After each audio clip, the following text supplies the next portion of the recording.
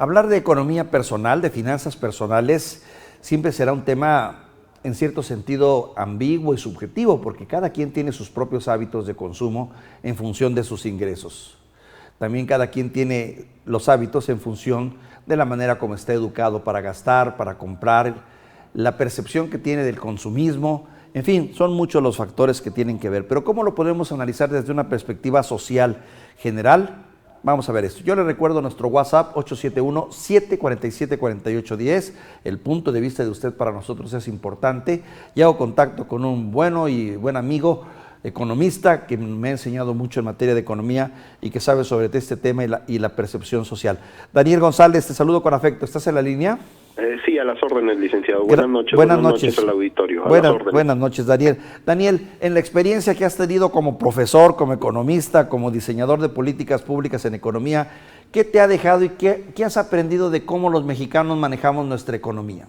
Bueno, en general sí tenemos que ubicar que el ingreso promedio del mexicano es bajo, ¿no? Es un ingreso bajo, sobre todo comparado con las economías desarrolladas, pero también así lo es comparado con ingresos medios en América Latina. El tema del salario en nuestro país es un tema que ha venido afectando en los últimos 30 años a las familias en nuestro país. El hecho de que se haya incrementado el salario mínimo en los últimos años todavía no genera este crecimiento, esta igualación respecto a ingreso en otras economías, ¿no? Por un lado. Y el otro factor que nos habla de la precariedad de ingreso de las familias mexicanas tiene que ver con la informalidad laboral, donde todavía el 57% de las personas que trabajamos en este país estamos dentro de este sector. Ahora bien, estas condiciones nos permiten ubicar que de acuerdo a la encuesta nacional de ingreso y gasto, nosotros podemos ubicar o dividir las formas en las que reciben ingresos las familias en México. De hecho, son 10 deciles o 10 divisiones para poder categorizar el ingreso de las familias. El INEGI determina que las familias con menores ingresos trimestrales son las que perciben 14,700 pesos al trimestre, algo así como 5,000 pesos mensuales. Pero el decil más alto son aquellas familias que están recibiendo en promedio 34,000 pesos mensuales. Entonces, los deciles se mueven entre los 5,000 pesos, que son los que menos ingresos reciben, hasta el decil más alto, que reciben 34,000 pesos en promedio mensual aproximadamente. Ahora, si esto lo pudiéramos, sé que es ambiguo y que habrá muchas teorías y habrá muchos digamos, limitantes, pero si esto lo pudiéramos dividir en 3 clases sociales, clase media, clase baja, clase alta, ¿qué rangos de ingreso estaríamos manejando en promedio? Bueno, podríamos estar manejando rangos promedio de aproximadamente 7,500 pesos, el sector más bajo en la población en términos de ingreso, por supuesto, pero que el tema aquí es que esta población representa más del 70%, poco más del 70% de la población. Después tenemos otro grupo poblacional que se va a mover aproximadamente entre los 10,000 y 12,000 pesos mensuales y que representa aproximadamente otro 15% otro 25% de la población, si estamos hablando más de un 60% por acá, 60, 25, y solo el 5% de la población, que sería el estrato socioeconómico más alto, que tiene ingresos superiores a los 30,000 pesos promedio, es menos del 5% de la población, ¿no? En ese sentido podríamos, digamos que determinar estos deciles de población.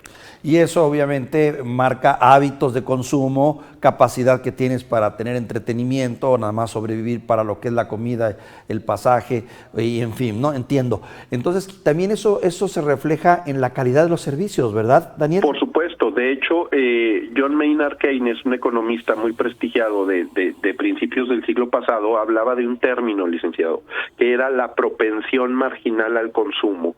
En la medida que las familias tienen menos ingreso, utilizan más de su presupuesto en el alimento, en la bebida y en el vestido y en el calzado. Así pues, tenemos que la población con ingresos más bajos en México utiliza más del 50% de su presupuesto en alimentos, mientras que el decil más alto utiliza solo el 25% de su presupuesto en alimento. Otro dato significativo es, por ejemplo, el tema del transporte.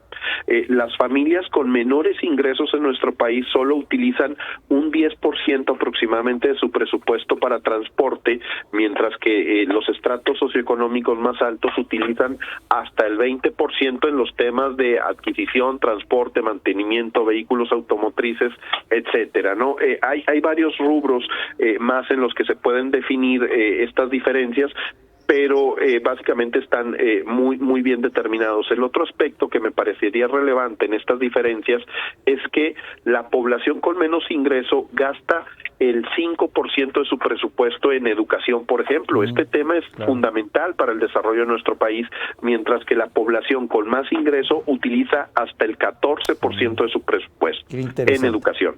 Daniel, te agradezco esta breve reflexión muy interesante. Vale la pena que después la analicemos más en detalle. ¿Te parece? Con todo gusto, estamos a las órdenes. Daniel, buenas noches y muchas gracias por tomarnos la llamada. Daniel González, economista, hablando sobre este tema. Qué interesante, ¿eh? Qué interesante. ¿Y usted dónde se ubica? Es la pregunta en el rango de ingreso.